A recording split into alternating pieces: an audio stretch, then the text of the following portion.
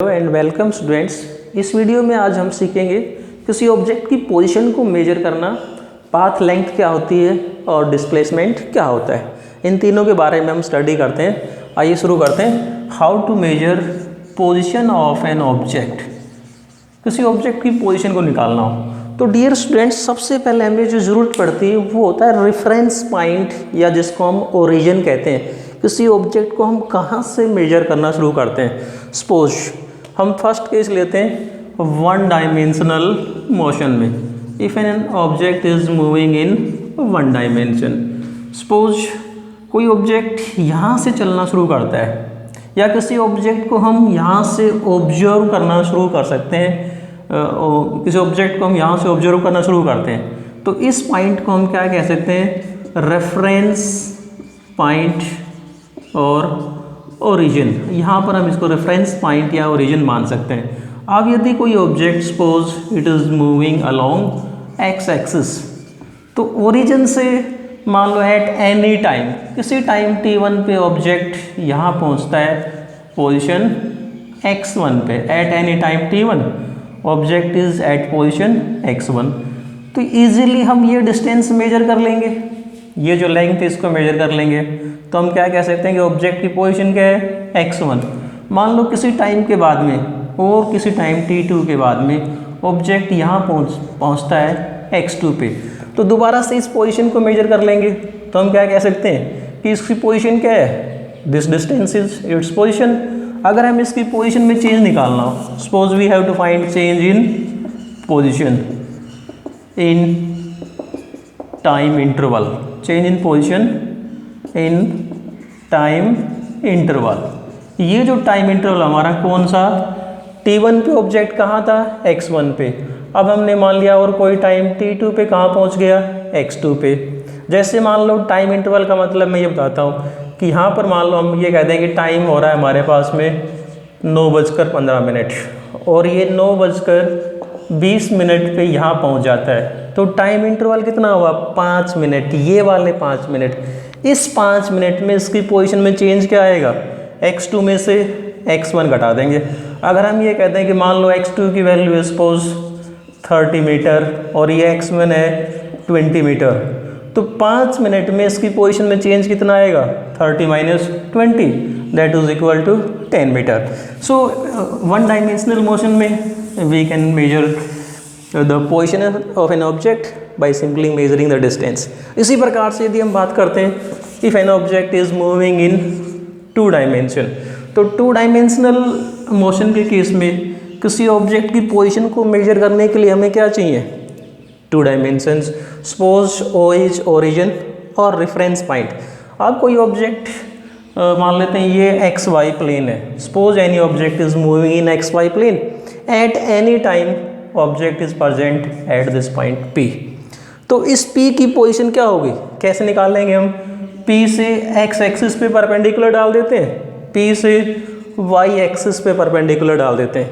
तब ये जो डिस्टेंस है, सपोज अलोंग x एक्सिस के अलोंग डिस्टेंस x1 मान लेता हूँ मैं, y एक्सिस के अलोंग डिस्टेंस क्या मान लेते हैं, y1। तो इस पॉइंट P की पोजीशन को हम क्या कह सकते हैं, x1 y1। मान लो और किसी टाइम पे, जैसा मैंने आपको पहले बताया कि आफ्टर एनी टाइम ऑब्जेक्ट आ जाता है इस पॉइंट Q पे, तो इसी प्रकार से Q से क्या करेंगे हम, x एक्सिस पे परपेंडिकुलर डाल लेंगे, y एक्सिस पे परपेंडिकुलर डाल लेंगे और ये डिस्टेंस मेजर कर लेंगे। क्या आ जाएगा हमारे पास में इसकी position x2 y2। In this way we can measure the position in 2 dimension. Same way में यदि कोई ऑब्जेक्ट 3 डायमेंशनल मोशन में है तो उसकी पोजीशन को हमें मेजर करना हो तो हमें क्या चाहिए, 3 डायमेंशंस। सपोज x y और इधर हम ले लेते हैं z एक्सिस।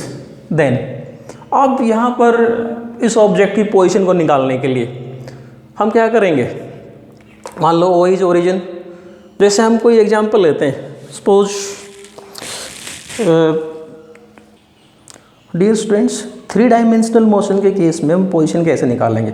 जैसे मान लो आपको ये जो मेरे हाथ में पेन है और सामने जो कॉर्नर दिखाई दे रहा है, अगर मैं उस कॉर्नर को मान लेता हूँ that is the reference point और ओरिजिन। और यहाँ पर क्या है, इस पॉइंट की हमें पोजीशन निकालनी है। तो कैसे निकाल लेंगे, यहाँ से परपेंडिकुलर डाल देते हैं फ्लोर पे। अगर हमने इधर एक्स एक्सिस लिया है, इधर वाई एक्सिस, और ऊपर की तरफ कौन सा लिया है, जेड एक्सिस, तब इस पॉइंट की फ्लोर से, फर्श से जो ऊंचाई है वो तो कौन सा हो जाएगा, जेड का मान आ जाएगा। इधर जो डिस्टेंस आएगा वो किसका मान आ जाएगा, जैसे यहाँ से हमने परपेंडिकुलर डाला और इस परपेंडिकुलर को यदि हम इसको मिला देंगे एक्स एक्सिस से और इधर किससे मिला देंगे, वाई एक्सिस से, तो ये जो फर्श से जो हमने परपेंडिकुलर एक्स एक्सिस पे डाला वो क्या होगा, एक्स का मान, फर्श से जो परपेंडिकुलर वाई एक्सिस पे डाला वो किसका आ जाएगा, वाई का मान, और इसकी ऊंचाई क्या होगी, जेड एक्सिस। सो इसी को हम देखो ब्लैक बोर्ड पे समझते हैं। हमारे पास में ये पॉइंट था, इस पॉइंट से मैंने ये परपेंडिकुलर डाला, suppose this is point P. अब इस पी से परपेंडिकुलर डाला हमने एक्स एक्सिस पे, इधर डाला वाई एक्सिस पे।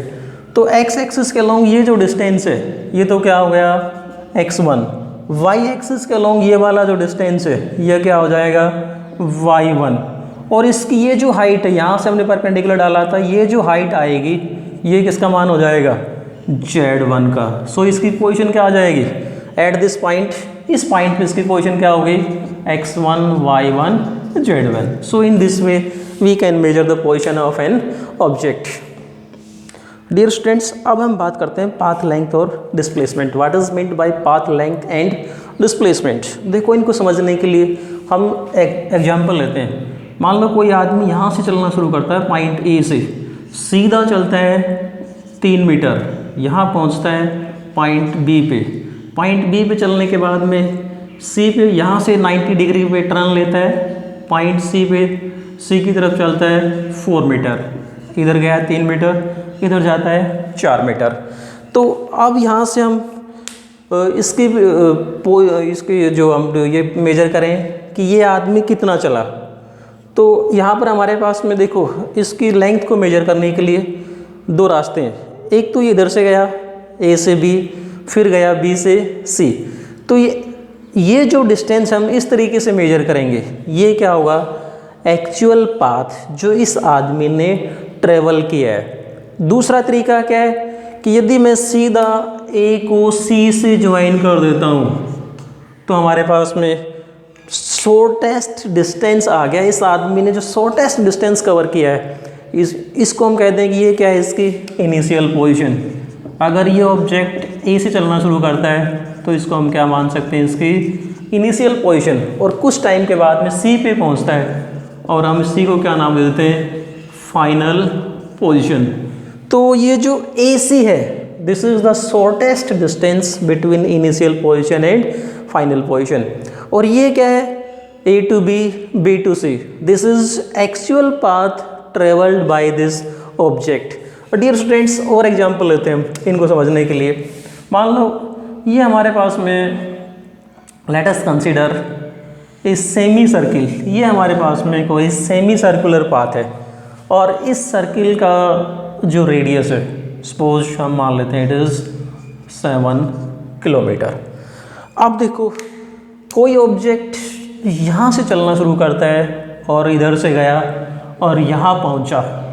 अब देखो पहले की तरह ही इसने जो एक्चुअल पाथ कवर किया है वो ये वाला कवर किया है। यदि इसकी इनिशियल पोजीशन और फाइनल पोजीशन के बीच में मैं शॉर्टेस्ट डिस्टेंस निकालता हूँ तो क्या करेंगे हम, ए और बी को डायरेक्टली ज्वाइन कर देते हैं। तो ये तो क्या हो गया, शॉर्टेस्ट डिस्टेंस। अब इस शॉर्टेस्ट डिस्टेंस में देखो हमें पता है कि ऑब्जेक्ट सीधा किधर जा रहा है, ए से बी की तरफ। यहाँ पर क्या हो रहा है, हर पॉइंट पे इसकी जो डायरेक्शन है वो चेंज नहीं हो रही। यहाँ पर we can say that there is no direction. यहाँ पर क्या है, ए से बी तक हमें ये पता है कि ऑब्जेक्ट ए से बी की तरफ है, डायरेक्शन है, और ये क्या है, शॉर्टेस्ट डिस्टेंस है। तो इन दोनों के केस में डियर स्टूडेंट्स और एग्जांपल लेते हैं। जैसे मान लो कोई ऑब्जेक्ट पॉइंट ए से चलता है और इस प्रकार के किसी भी एट रैंडम पाथ से चलता हुआ यहाँ आ जाता है बी के ऊपर। देखो अब हम एक्चुअल पाथ निकालें और शॉर्टेस्ट डिस्टेंस निकालें। ये आदमी इधर से घूमता हुआ इधर से घूमता हुआ यहाँ पहुँचता है, दिस इज़ एक्चुअल पाथ। तो ये जो एक्चुअल पाथ इसने जो कवर किया है इसको हम क्या कहते हैं, पाथ लेंथ। यदि ए को मैं बी से डायरेक्टली ज्वाइन कर देता हूँ तो ये ए बी क्या आएगा, shortest distance between initial position and final position. तो डियर स्टूडेंट्स, हमारे पास में यहाँ से देखो पाथ लेंथ की और डिस्प्लेसमेंट की जो डेफिनेशन आती है वो क्या आ जाती है। पाथ लेंथ को हम किस प्रकार से डिफाइन कर सकते हैं, डिफाइन करते हैं, what is path length. So path length is actual path covered और travelled by an object in any time interval. किसी भी टाइम इंटरवल में किसी ऑब्जेक्ट ने जो एक्चुअल पाथ कवर किया है that is known as path length. इसी प्रकार से यदि हम डिस्प्लेसमेंट की बात करते हैं तो डिस्प्लेसमेंट के केस में डिस्प्लेसमेंट क्या होगा, shortest distance between initial position and final position.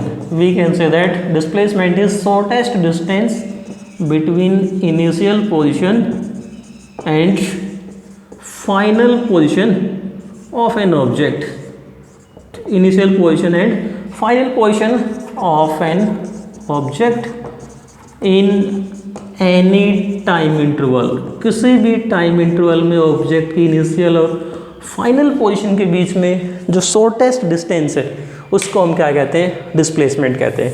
अब इन दोनों की जो करेक्टरिस्टिक्स हैं उनको समझते हैं, या यूँ कहते हैं कि what is the difference between path length and displacement. तो डियर स्टूडेंट्स, हमने क्या देखा, जब हम डिस्प्लेसमेंट की बात करते हैं तो हमारे पास में एक डायरेक्शन होती है कि object is going from A to b. So we can say that displacement is a vector quantity.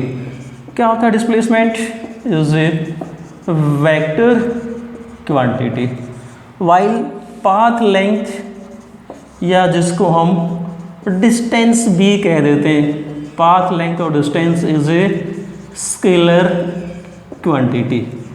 दूसरी बात जो हम डिस्कस करेंगे यहाँ पर कि जो पाथ लेंथ है, path length is always positive.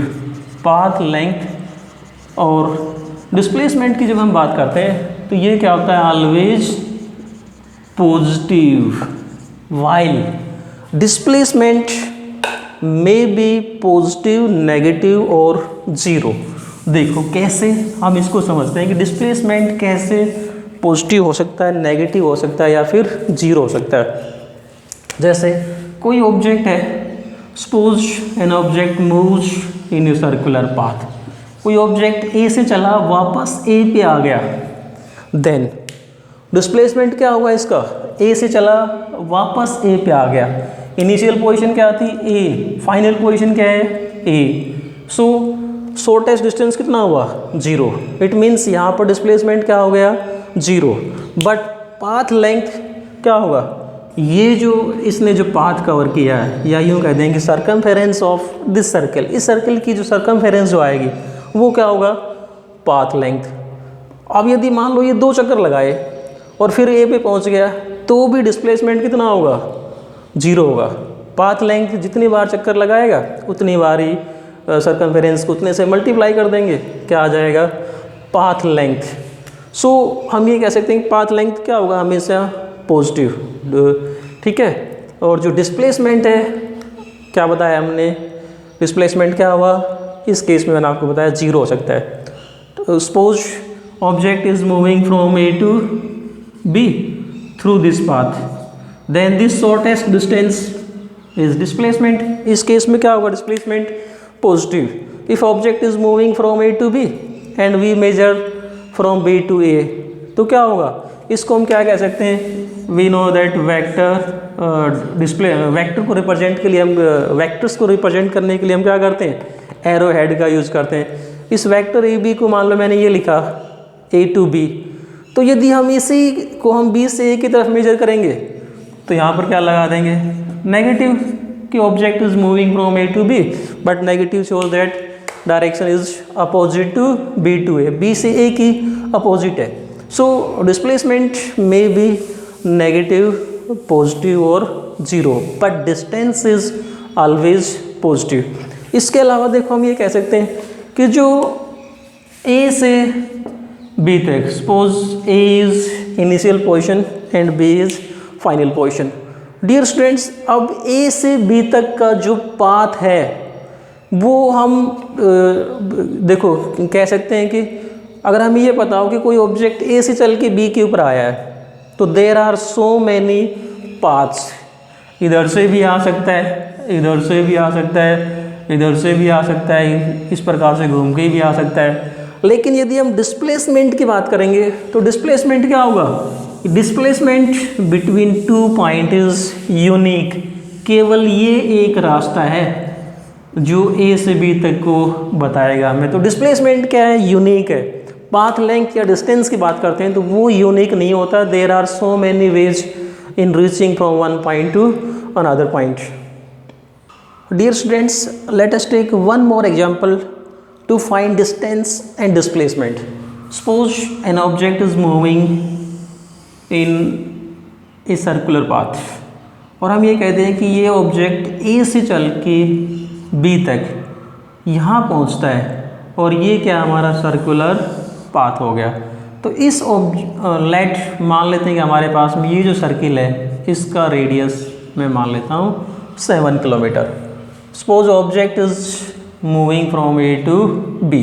अब ए से बी तक यदि हमें इसका डिस्टेंस निकालना हो या पाथ लेंथ निकालनी हो और डिस्प्लेसमेंट निकालना हो तो कैसे निकालेंगे? देखो डिस्प्लेसमेंट क्या होगा, ए को डायरेक्टली मैं बी से ज्वाइन कर देता हूँ तो कितना हो गया 7a और 7a। यदि यहाँ पर हम डिस्प्लेसमेंट की बात करेंगे तो डिस्प्लेसमेंट को डायरेक्टली मैं क्या कह सकता हूँ, that is equal to 14 kilometre.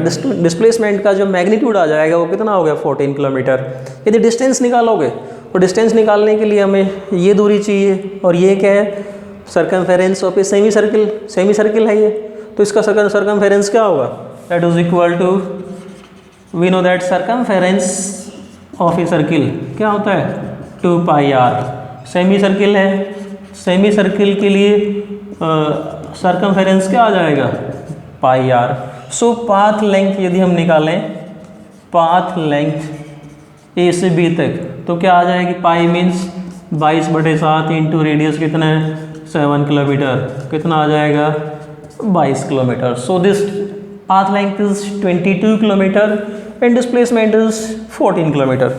So dear students, ये था हमारे पास में position, path length and displacement.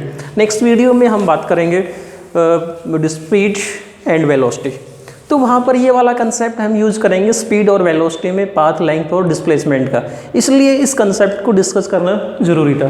तो डियर स्टूडेंट्स, पहले आप इस वीडियो को अच्छे से समझिए, फिर नेक्स्ट वीडियो के लिए please share and subscribe. Thanks and keep on watching.